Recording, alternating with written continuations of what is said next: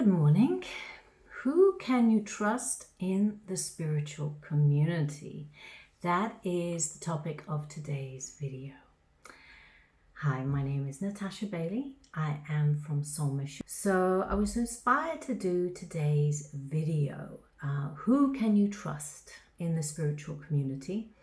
Because I myself have had numerous encounters with spiritual people who either were not upfront with me or went across my boundaries, or indeed actually stole a lot of money from me and never returned it.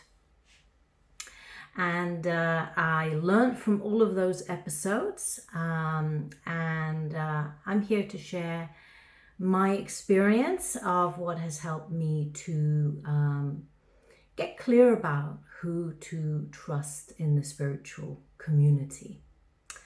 So there's many different people out there channeling different information, or have written books, or that are providing information on a general scale. And it can be difficult to wade through all that information with discernment. Yeah. So as to choose, okay, what to connect with, or what to engage with, or who to work with. And really the key is what resonates for you.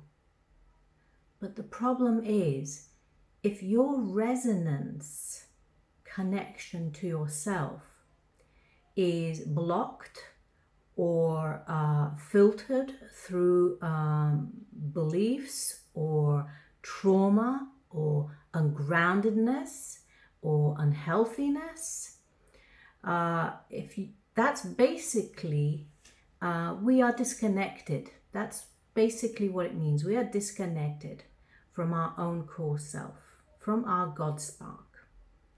And then it becomes very difficult to actually decide who to trust. Yeah, what information to trust.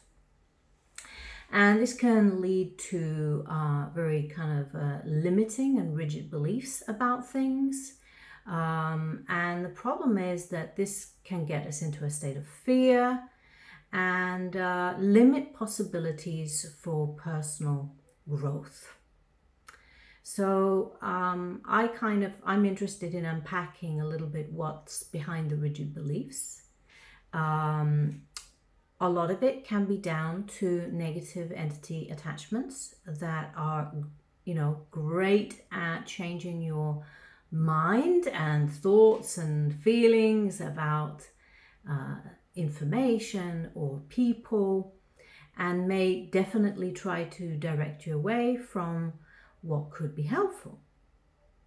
But I really wanted to unpack the thing around rigid beliefs and why we might inadvertently take ourselves away from people, information, or treatments that could be useful for us. When I look back on my own journey, and in those moments where I was feeling anxious, I was feeling down, I had some very rigid beliefs. And when I look back now, I understand why.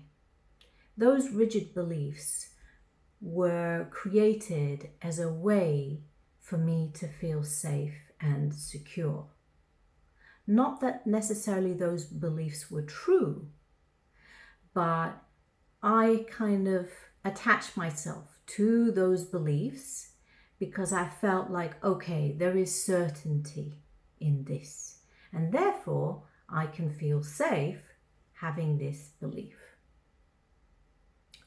The problem is when we attach our rigid beliefs to what other people believe is their truth, whether they've written about it, spoken about it, or so on, that's not actually connecting to your own core true self beliefs.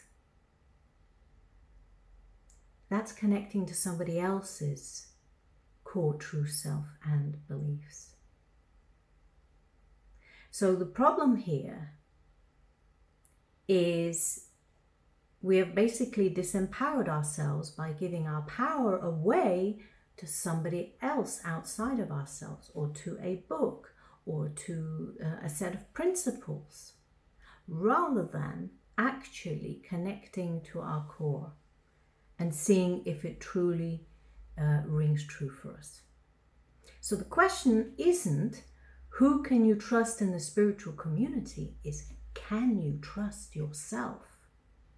Is your connection to your core, to your God spark, strong, so that you can connect to your heart and check, does this information, does this person resonate for me?